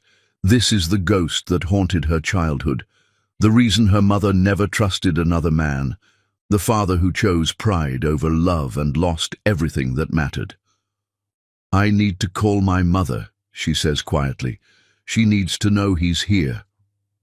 20 minutes later, Elaine Carey stands in the elevator of Celestial Heart Hospital, her heart pounding with the force of 25 years of suppressed emotions. At 49, she's become a respected art therapist whose gentle strength has helped hundreds of people heal from trauma. But right now, she feels like the 24-year-old woman who was abandoned while fighting for her life. "He's stable," Eliza had told her over the phone. "I performed the surgery. He's going to live."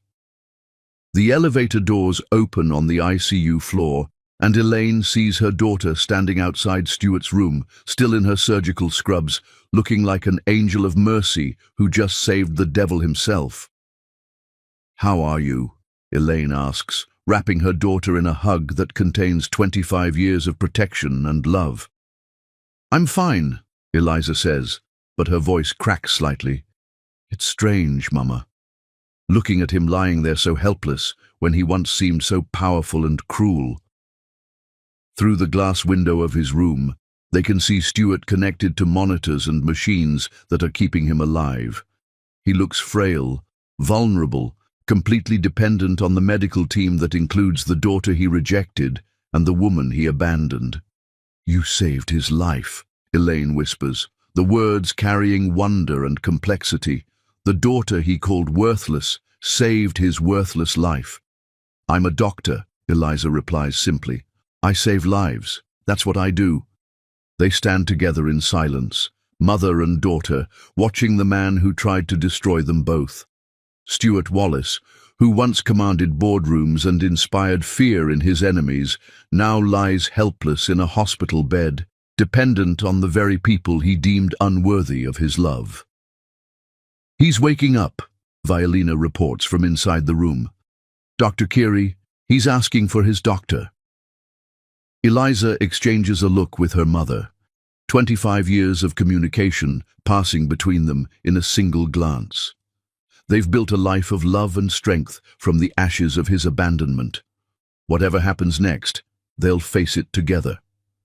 "I'll check his vitals," Eliza decides. Medically speaking, someone should assess his condition. Stuart's eyes flutter open as she enters the room, and the first thing he sees is the woman who just saved his life. Recognition floods his features, not just of her medical skill, but of her identity. His daughter, the child he threw away, who became everything he never believed she could be. "You're..." he whispers, her presence making speech difficult even as his heart monitor shows his emotional reaction. Eliza moves to his bedside with professional efficiency, checking his monitors and adjusting his medication without acknowledging his attempt at personal communication. To her, he is simply the patient, a medical case requiring follow-up care. "Dr. Brooks," she calls to her resident, who enters the room immediately. "Patient is conscious and responsive. Vitals are stable. Continue monitoring every 2 hours and adjust pain medication as needed." "Yes, Dr. Kiri," Tailani responds, noting how her mentor speaks about the patient rather than to him. "Should we expect any complications?" "Recovery should be straightforward if he follows medical instructions," Eliza replies, still addressing her staff rather than the man whose desperate eyes follow her every movement. Standard cardiac surgery protocols apply. Stuart stares at her in amazement, trying to reconcile this poised, brilliant young woman with the baby he dismissed as worthless. She's become everything he once claimed only a son could be: successful, commanding, powerful, and infinitely more compassionate than he ever was. "Doctor," he says weakly, trying to get her attention, but Eliza continues reviewing his chart as if he hasn't spoken. "The surgical site looks good," she reports to Tailani. "No signs of infection or complications. Continue antibiotic therapy and monitor for any changes." Her professionalism is absolute, her medical care flawless, but her personal acknowledgement of him as her father is completely absent. She treats him exactly like any other patient, with skill and compassion, but without any recognition of their biological connection. "Please," Stuart whispers, but Eliza is already heading toward the door. "Dr. Brooks will monitor your recovery," she says to the room in general, her words technically addressed to the patient, but delivered with the emotional distance of a weather report. "Follow all medical instructions, and you should make a full recovery." As she walks out of his room and back to her mother's embrace, Stuart Wallace is left alone with the devastating realization that his greatest achievement wasn't the business empire he built. It was the daughter he threw away. The daughter who just saved his life without acknowledging his existence. The daughter who has become everything he never believed she could be. The daughter who will now treat him with perfect medical care and complete personal indifference. Outside his room, mother and daughter stand together, stronger than ever, having faced the ghost of their past and emerged victorious. Whatever comes next, they'll handle it the way they've handled everything else, together, with love, and with the unshakable knowledge that they are worth more than all the money in the world. The man who once held all the power now holds none. The daughter he called powerless now holds his life in her hands. And she's chosen to save him while refusing to see him as anything more than another patient who needed surgery. It's the most profound form of rejection he could ever experience, being saved by someone who won't even acknowledge who he is to her. The silence isn't cruelty. It's the natural consequence of abandonment. The daughter who was never heard will never speak to the father who chose not to listen. Chapter 9. Money Can't Buy Forgiveness. The most pathetic sight in the world is a man who spent his entire life believing that money could buy anything, desperately trying to purchase the one thing that was never for sale: acknowledgement from the daughter he abandoned and recognition from the woman he destroyed. 3 days after his surgery, Stuart Wallace sits propped up in his hospital bed, frantically making phone calls with the desperate energy of a man running out of time to fix 25 years of damage. "I don't care what it costs," he barks into his phone to Draviel Cross, the lawyer who handles his remaining legal affairs. "Liquidate everything, the remaining stocks, the artwork, the watch collection. Convert it all to cash."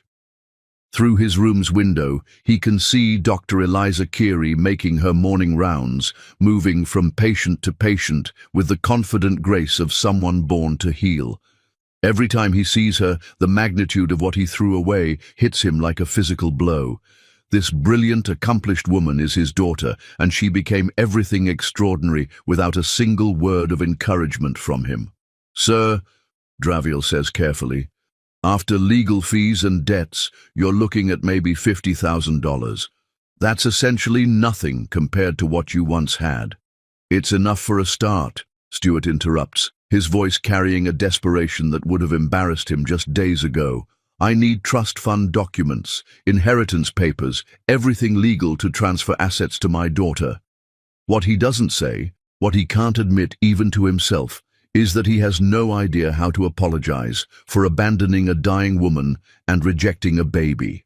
Money is the only language he's ever spoken fluently, so it's the only apology he knows how to offer. The first delivery arrives that afternoon, a stunning arrangement of white orchids that costs more than most people's monthly rent. The card reads, "For Dr. Eliza Keary, with profound admiration and deepest regrets, S.W." Violina Astoria brings the flowers to Eliza, who's reviewing patient charts in the surgical wing. "These came for you. The delivery man said they're from..." She pauses. "Your patient in room 314. Eliza looks at the elaborate arrangement with the same expression she might give a medical specimen, curious but detached. "They're beautiful," she says calmly. "Please distribute them among the patients who might enjoy them. Mrs. Chen in room 301 loves flowers." "You're not keeping them. I prefer flowers that come from people who knew me well enough to choose my favorites," Eliza replies, signing another chart with steady hands. "These can brighten someone else's day." The second delivery comes the next morning. A set of car keys attached to a platinum key ring. The accompanying note explains that a brand new Honda Accord is waiting in the hospital parking garage, along with legal documents transferring full ownership to her. A car. Lunthra Ashford, who's visiting Elaine, examines the keys with disbelief. He thinks he can buy his way into your life with a car. Eliza, who's been driving the same reliable Honda Civic that she bought with her part-time work earnings during medical school, hands the keys back to the delivery person without even looking at them. "Please return these to the sender. I have no need for gifts from patients." "But Dr. Keary," the confused delivery man protests, "this is a $30,000 vehicle." "Then it should go to someone who measures relationships in dollars instead of years of presence." Eliza's voice carries the quiet authority of someone who was raised to understand that real value can't be purchased. "I'm not interested in prizes for performing surgery." By the third day, Stuart's desperation reaches fever pitch. He has Draviel draft legal documents creating the Eliza Hope Keary Medical Foundation, a modest trust fund worth his remaining assets, designed to support her career and any future research she might want to pursue. "This is everything I have left," Stuart tells Draviel as he signs the papers with shaking hands. "Every cent, every asset. It's not much, but I want her to have it all." "Sir," Draviel says gently, "perhaps you should speak to her directly before making such dramatic gestures. Financial gifts might not be the approach that will work." But Stuart doesn't know any other approach. He's never learned the language of genuine emotion, never mastered the art of sincere apology. Money has been his solution to every problem, his answer to every need, his replacement for every human connection he was too proud or too frightened to pursue. The foundation documents arrive with the morning mail, along with a letter written in Stuart's careful handwriting. "Dr. Keary, I know that words cannot undo 25 years of absence, but I need you to understand that not a single day has passed without me regretting the biggest mistake of my life.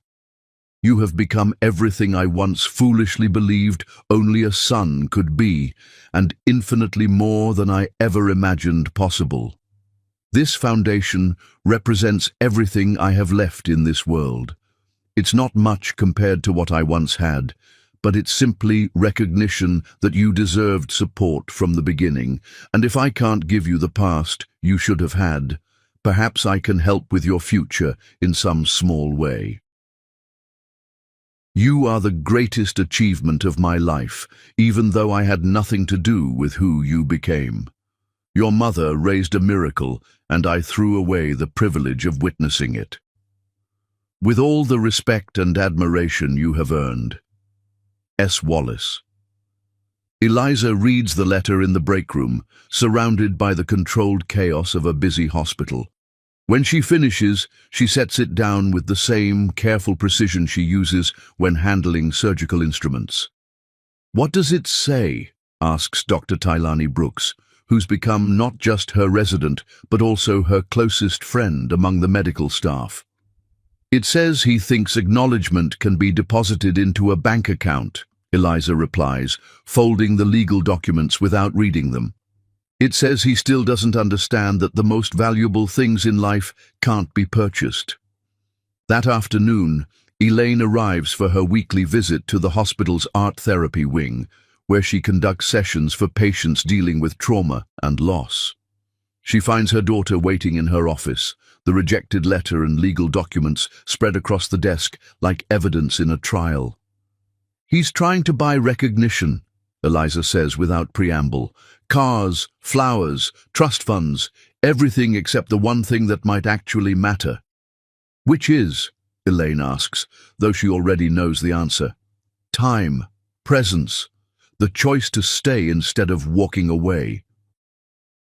Eliza's voice carries 25 years of clarity earned through her mother's wisdom. He still thinks in terms of transactions. Give enough money, receive acknowledgement, pay the right price, purchase a relationship. "And what do you want to tell him?" Eliza is quiet for a long moment, watching through the window as the city bustles with life beyond the hospital walls. Finally, she speaks with the quiet strength that has defined her entire existence. "Nothing. I want to tell him nothing at all." That evening, when Eliza makes her final rounds, she stops by Stuart's room to check his medical progress. He's awake, propped up against pillows, his eyes brightening with desperate hope when he sees her enter. "Doctor," he says quickly, "did you receive my letter? The foundation papers?" Eliza moves to his monitors, checking his vital signs with professional efficiency. Her silence isn't cruel, it's simply complete. She doesn't acknowledge his question, because acknowledging it would require acknowledging him as something more than a patient. "Your recovery is progressing well," she reports to his chart, speaking as if dictating medical notes rather than communicating with him. "Heart function is stable. Surgical site shows no signs of infection." "The money is yours," Stuart continues urgently, his voice cracking with desperation. "Everything I have left. It's not enough to make up for what I took from you, but it's a start." Eliza continues her examination without responding, checking his pulse and adjusting his medication with the same professional detachment she'd show any patient. Her silence isn't anger, it's the natural absence of relationship. "Please," Stuart whispers, his voice breaking, "just say something, anything. Let me know you heard me." Eliza completes her examination and turns toward the door. "Medication adjustments have been made," she says to the room in general, her words technically addressing the patient, but delivered with the emotional involvement of a recorded message. "Nursing staff will continue monitoring overnight." As she walks away, leaving Stuart alone with the devastating weight of her silence, he finally understands that some debts can never be repaid and some opportunities once lost can never be recovered.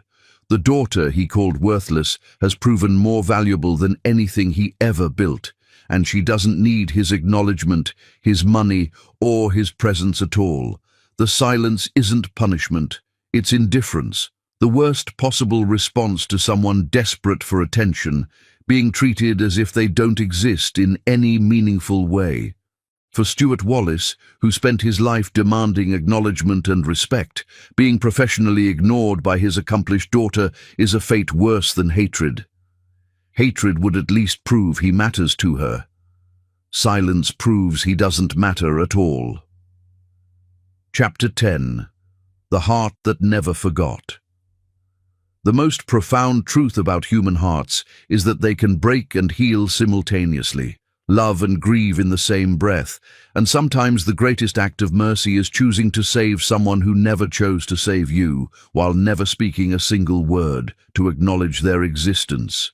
Code Blue, Room 314. Code Blue, Room 314.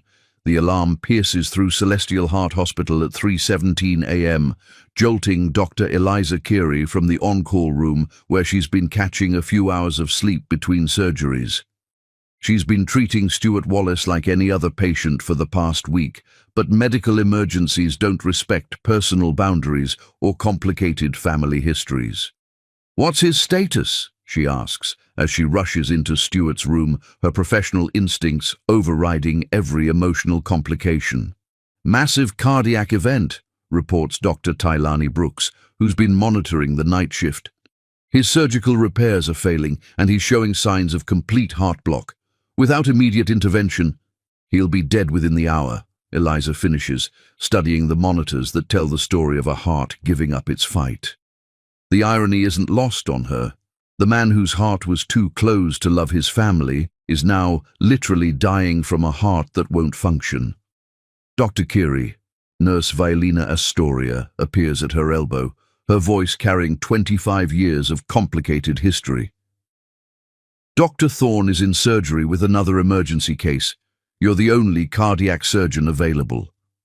The weight of the moment settles on Eliza's shoulders like a lead blanket.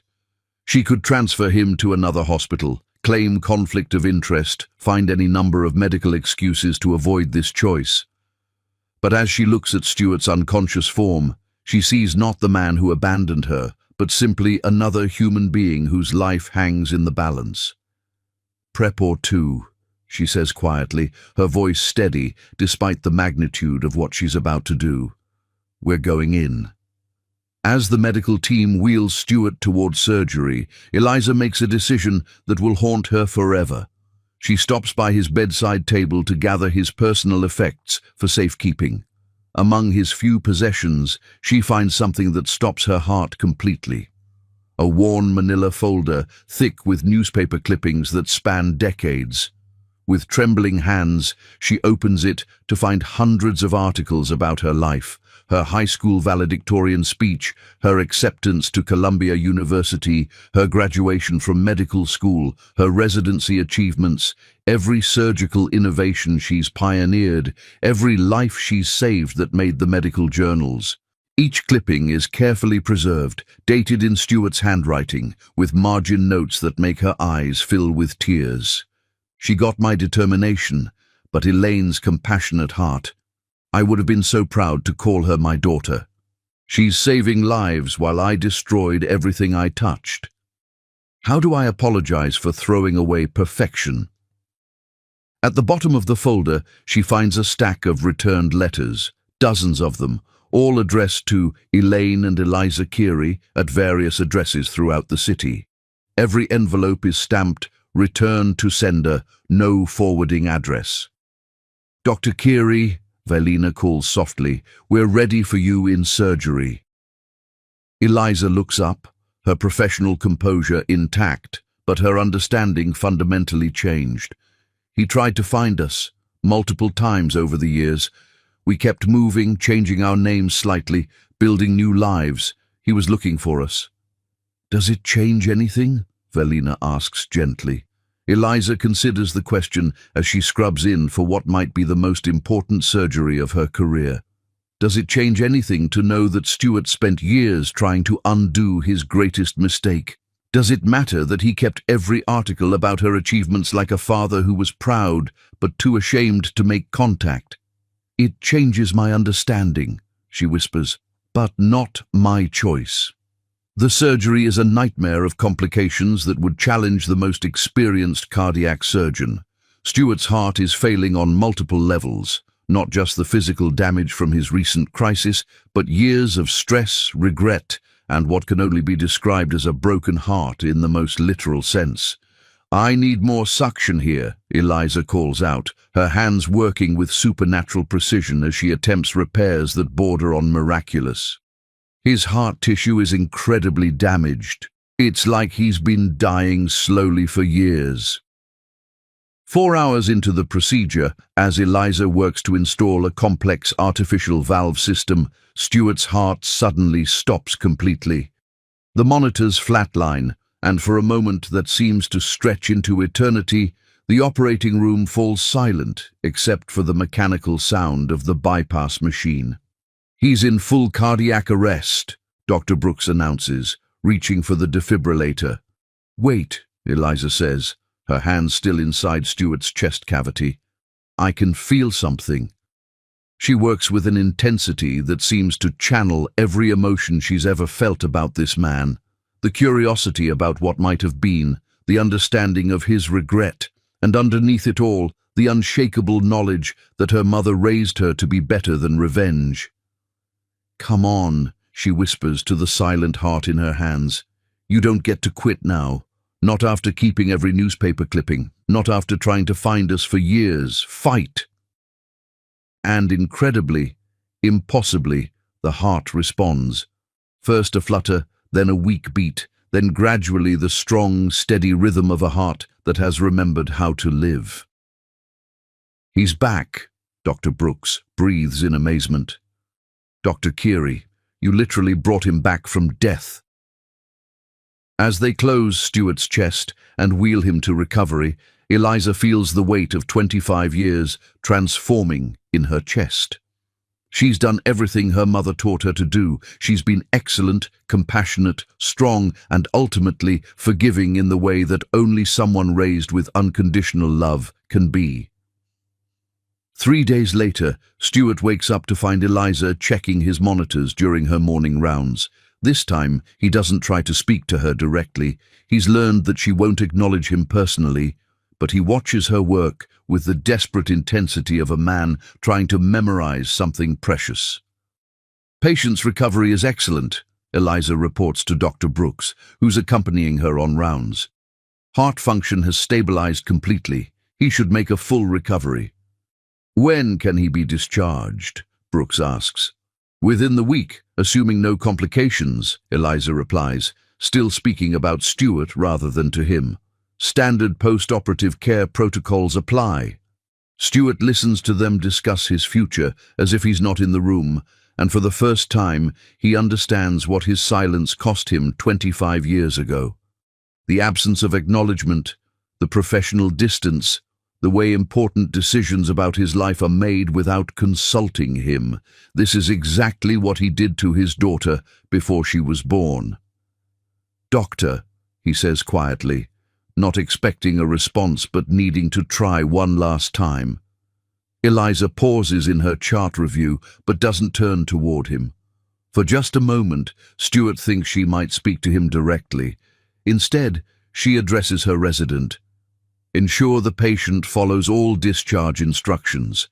Recovery depends on strict adherence to medical protocols." It's a response that's perfectly appropriate, medically sound, and completely impersonal.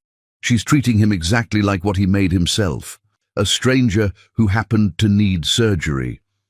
6 months later, Stuart Wallace sits in his small apartment reading a medical journal article about breakthrough cardiac surgery techniques developed by Dr. Eliza Keary.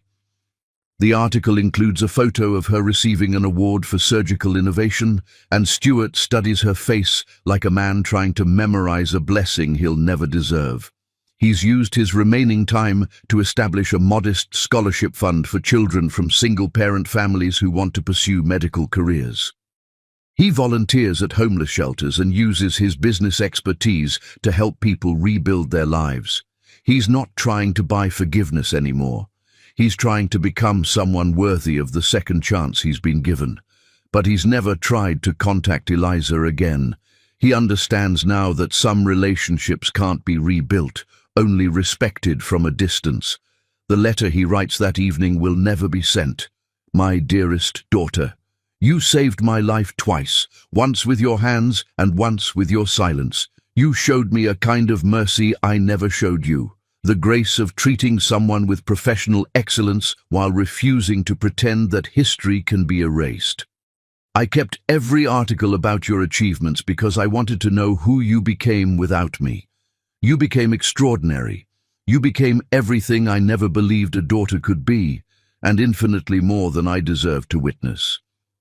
Your silence wasn't cruelty, it was the perfect response to abandonment. You gave me exactly what I gave you, nothing personal, nothing intimate, nothing that acknowledged our connection. I understand now that love isn't something you can demand or purchase or inherit. It's something you earn through presence, through choice, through staying when leaving would be easier. I failed that test 25 years ago. You passed it with perfect marks when you saved the father who never chose to be your father. Thank you for showing me what strength looks like. Thank you for proving that the daughter I called worthless was worth more than everything I ever built. Thank you for never speaking to me. It was the most powerful thing you could have said. With profound respect and undeserved gratitude, the patient you saved. The letter joins dozens of others in his desk drawer, words that will never be spoken, apologies that will never be delivered, a father's love that arrived 25 years too late. In the cardiac surgery wing of Celestial Heart Hospital, Dr. Eliza Keary finishes another successful operation, her hands steady and her heart at peace. She's built a life of purpose and meaning, saving lives and healing hearts with skills that honor the mother who raised her and the profession that chose her. She never thinks about the man whose life she saved twice without speaking to him once, because that's what strength looks like, moving forward without looking back, building something beautiful from the ashes of abandonment, and proving that the greatest victory isn't revenge, it's indifference. The heart that never forgot how to love had taught the heart that never learned how to stay. And in the end, silence was the most eloquent response of all. The daughter he called worthless had proven invaluable. The father who walked away had learned too late that some doors, once closed, never open again. But the woman who saved him did it anyway, not because he deserved it, but because that's who she chose to become. End.